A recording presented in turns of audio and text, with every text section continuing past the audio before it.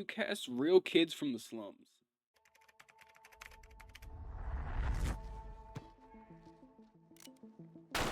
This is City of God, probably the most realistic crime film ever made, and by many considered one of the greatest crime films of all time. While it's often called the Brazilian Goodfellas, City of God is nothing like your traditional gangster film. It has no famous actors, no gangsters in suits like The Godfather, and it's no rags to riches story like Scarface. Just some made it, mama. It's a success. City of God does not romanticize crime in any shape or form. Instead, it shows the bleak lives of kids growing up in the favelas of Rio de Janeiro, struggling to survive another day. But director Fernando Meirelles didn't want professional actors to perform this story. He wanted people who had actually seen it, felt it, and lived it. Therefore, the people you see How on— did you recruit people for this? Were you just like leaving fucking flyers on the street? Like, how did you get people to do this? Is my question. Like, where did the people come from? screen aren't actors. They I are mean, actual the residents slums, clearly, but like, what was the process of, of like, what was I do wonder what the process was like of getting these people here. of the favelas of Rio de Janeiro, standing in front of the camera. There's been so many guns in this fucking, like, bro, you could have left that in and we wouldn't have known it was a real gun. Like, bro, you didn't need to For censor the that very one. first time. Are you, While motherfucker, are you journalists have been hanging writing him? about how dangerous these neighborhoods were for decades, and even documentaries had been made about it, nobody outside of Brazil was paying any attention to them. Nobody wanted to put any money on the film because everybody was saying that this would be a flop because unknown actors, very violent story, inside favelas, nobody is interested in seeing favela, that's what they tell me. But when City of God came out in 2002, it did something no article or documentary ever managed to do. It put you inside that world so convincingly that it went on to be screened in over 100 countries and earned 4 Academy Award nominations. So today I want to dive into the story of City of God and show you how it became one of the most realistic crime films ever made. Realistic, yep. Got real fucking like Children of the Sun gameplay in this bitch. But in order to understand how, we first need to get a better understanding of where this story started. City of God is based on a true story, and is narrated by a young boy named Rocket, who grows up in the slums of Rio de Janeiro. In the 1960s, the Brazilian government relocated poor locals from central Rio to the suburbs, clearing out valuable land under the promise of giving them better lives. They moved them to housing projects on the outskirts of Rio de Janeiro, one of which was Cidade de Deus. The name was a bold promise, but in reality it was nothing like it. City of God was a wasteland with no jobs and no infrastructure, and in just a decade, City of God became one of the most violent places in Brazil. Mas na cidade de Deus, se correr o bicho pega, e se ficar o bicho come. The story revolves around the lives of 3 friends, referred to as the Tender Trio, who grow up in a city where poverty and crime have become the way of life. Alongside them, there is a kid named Lil Dice, who enjoys killing people just for the fun of it, which already tells you enough about how crazy things are about to get. The movie shows the rise of these innocent kids into ruthless gangsters, but our narrator Rocket is not like the other characters in the film. He is not interested in becoming a gangster or a drug dealer. Instead, he's passionate about photography, and wants to capture the true essence of life in the city through his camera, and so he set off on a journey through the lens of his camera. But to truly How did you get the camera? understand Rocket, let's spin back to the real person his character is based on. A man who grew up in the real Cidade de Deus. His name is Paulo Lins. Paulo Lins wrote the book Cidade de Deus, that the movie is based on, and spent 8 years of his life documenting all the violence around him. Morrer inocente morre há muitos anos. Eu vi muitos amigos meus morrerem. Meu pai, minhas tias, sobrinho que morreu novo. Isso são as coisas mais fortes da minha vida, né? Mas isso é muito pessoal, isso acontece na vida de todo mundo. Isso foi uma coisa que tanto é que eu escrevi sobre isso, né?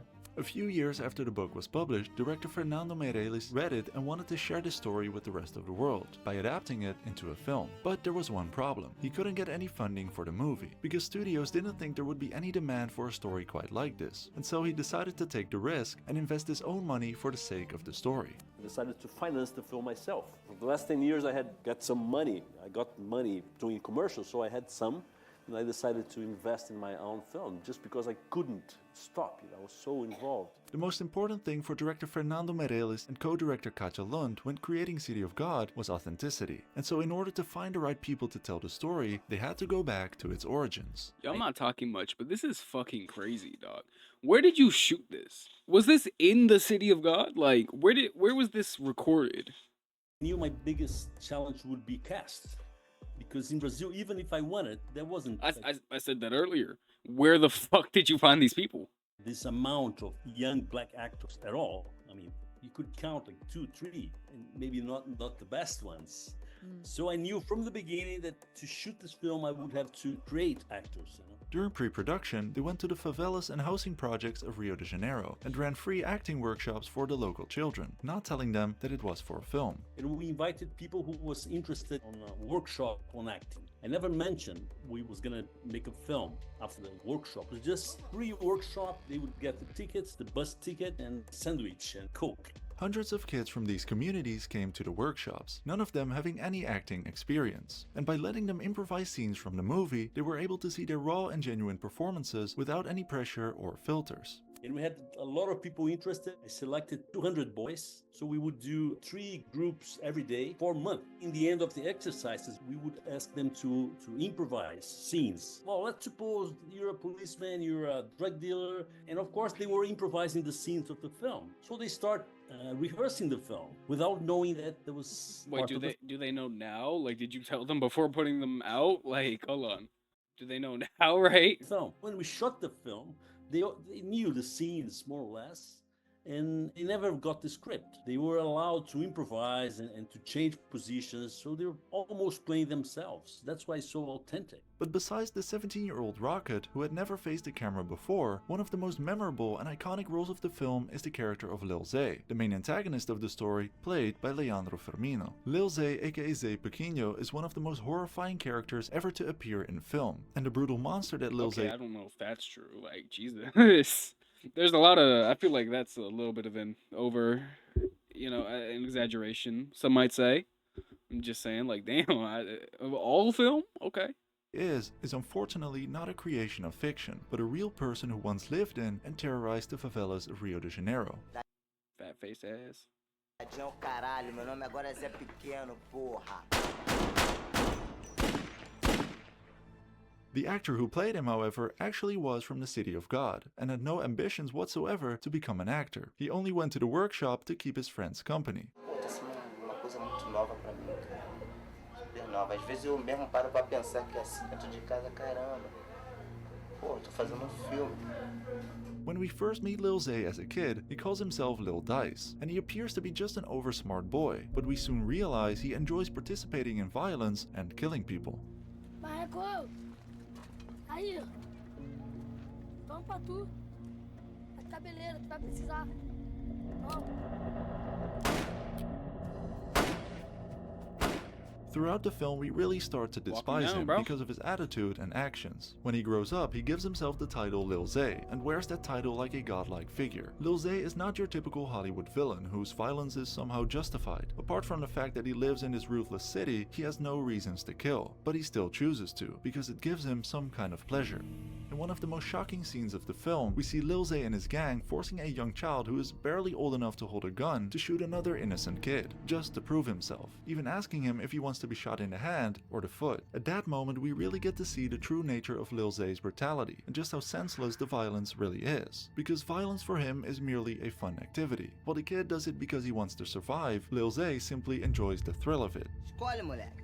Quer tomar o tiro aonde? No pé ou na mão? No pé ou na mão? Na mãozinha, né? Despite never having acted before, Leandro Firmino ended up... Jesus Christ, that's fucking... Bro, that's visceral as shit. Holy fuck, bro. I'm quiet a lot of this because I'm just watching it at this point because I find this very interesting. That's so fucking visceral, bro. And you said, bro, I wonder how, like, this was during acting because it's like they're, like, screaming and crying and shit. I'm like, bro, what the fuck? Holy shit. And you got real, like... kids, so it's like, what? Jesus. playing one of the most terrifying and realistic villains in film history. And the kid who's getting shot in the foot was only 5 years old, somehow delivering an incredibly realistic performance which makes you hold your breath throughout the entire scene. yeah, But the literally, like, reason that holy City of fuck. God feels so realistic is not only due to J. the Cole? casting of these kids, it was also their specific filmmaking process and how they went about shooting these Black J. scenes. Cole, not Director light-skinned J. Cole. Fernando Meirelles intentionally didn't show them a script or made these kids hit certain marks, because performing would have felt too forced. Instead, the cameraman would be like a fly on the wall, observing how these kids would react to one another in certain situations. There was a script, because I never showed them any script. So I said, today we're gonna do that scene that you come here and you ask him, and that's how we would, rehearse and then shoot. Watch the film carefully, you see that there's no continuity at all. I would never give them marks to hit, just let them play like a theater play, like a performance. And our cameraman, our DP, Cesar Shaloni, prepared the lights. There was no stands on the set, and he would just grab as a documentary the thing really happening. And that's how we shot. And that's why it feels so authentic. This guerrilla style of filmmaking is what makes City of God feel so realistic, and it works so well because of how style and substance support each other. Because the film was shot on multiple locations high up in the favelas that were notoriously hard to reach, the crew was small and the gear had to be light. The handheld cameras didn't just make the crew more flexible, Yeah, they also gave bro, that shit. Because this was what, 2002? Y'all had to carry that shit all the way up the mountain, bro. Get a footwork down in that bitch. Bro, I do wonder how like, I'm gonna watch this movie. I'll just watch this movie at some point. But I do genuinely wonder how some of these scenes were even done. Also, that fire, I'm still there. Fucking chill, bro. It's like, what is the plot of this movie, though? I'm genuine. Like, I don't think, did we get that? Like, we get, like, the kid who doesn't want to, like, be a gangster and just capture shit. But that's not really a plot. That's just a character. Like, what is the plot of this movie?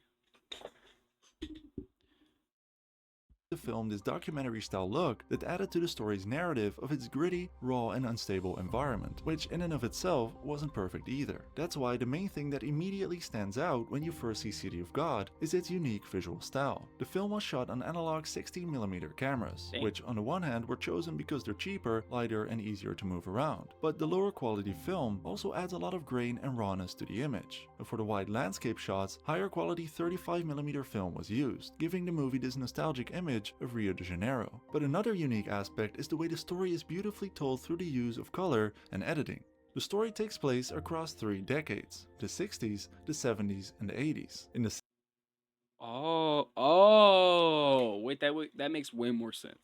Because I was like, we see the child like growing up, so I'm like, is it just like a time skip from the first part, or 60s, gangs are just starting to form, and the city is slowly deteriorating. So the color palette is warm and yellowish, and the editing has a natural, unhurried rhythm. By the 70s, coldness starts to take over. The editing starts to get more chaotic, and the color palette shifts with it, becoming colder and more unsaturated. And by the 80s, we're in a full-blown drug war, and the entire film is draped in a dark, monotone atmosphere. As these kids grow up from the 60s to the 80s, the environment of the City of God grows more and more dangerous. The characters go from naive children coming to terms with the world to ruthless criminals. The only thing that remains constant is the killing. They kill as kids and they kill as adults. Tu ouviu, moleque? Tem que formar com nós aqui, senão tu tá fudido. Galinha, tu tá morto. The world of City of God is one without authority, where the young makes the rules. But it's frightening how young these kids... It's a very interesting... I like it when people use color in film to just kind of signify random shit. Like, not random shit, but you know. Like, a lot of horror movies will signify, like, that fucking, something bad is bound to happen to me. Like, dark red. Is that what dark red's about? Because, like, movies will use the color red to say something's bad and you can't stop it. Is that what dark red's about? Am I just realizing that now? That's interesting. Kids actually are. They play with guns like they are toys, and are praying before shootouts but have no real concept of life or death. These kids simply don't know any better. This is the life they were born into. Por que você vai querer ser quando você crescer? Ah, não sei não. Mas eu não quero ser nem bandido nem policial. Ué, por quê? Ah, porque eu tenho medo de tomar tiro. Think about the world you grew up in. the role models you had, and the examples of success around you. Now imagine that none of that existed. You have no one to guide you, barely have any education, and no idols to positively influence you. That is the world of City of God. Mas para o governo e os ricos, não importava o nosso problema. Como eu disse, a cidade de Deus fica muito longe do cartão postal do Rio de Janeiro.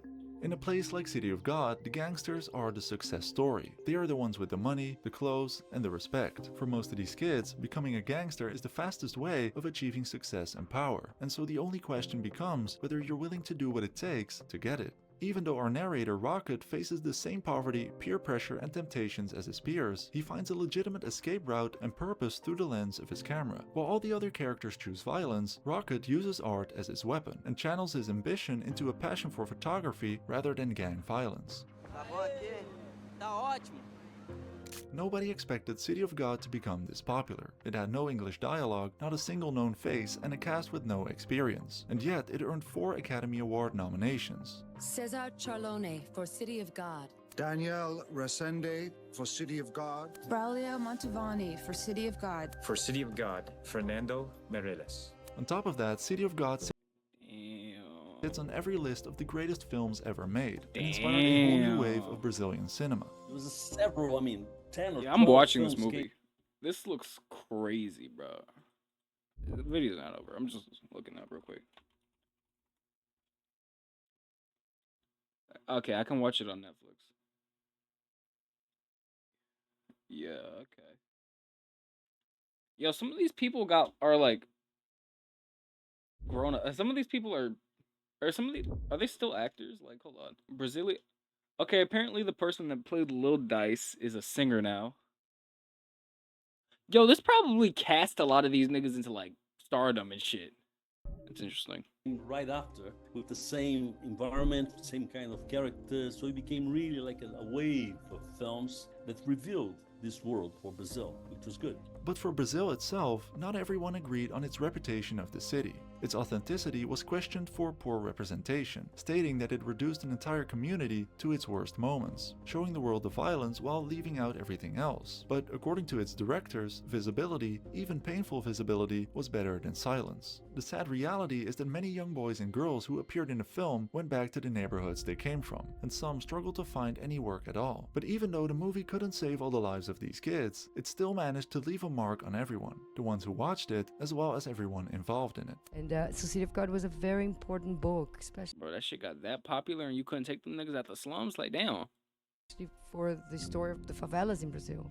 How powerful it was, that journey. It was a story of the country, of what was happening. But he did in a beautiful way that it was so cinematic that people all over the world loved it. But we did like never thinking that it would take that size, and it changed my life. City of God is a film that doesn't give you easy answers. By the end of the film, kids are the winners within Cidade de Deus, and they are the ones left in charge. But as the last shot of the film shows, while one cycle ends, another begins. The next generation of children will likely grow up to kill more people. City of God is probably the greatest gangster film of them all. It shows that most gangsters in the world don't monologue about family and wear suits and ties. Most people affected by gangs are born in poverty and are drawn into conflict. City of God is about that reality. There is no glamour in this world. It may not be the most celebrated gangster film by the majority of people, but no other crime film has ever come close to the truth. Because poverty and gang conflict don't end when the credits roll. This story is still happening somewhere in the world right now.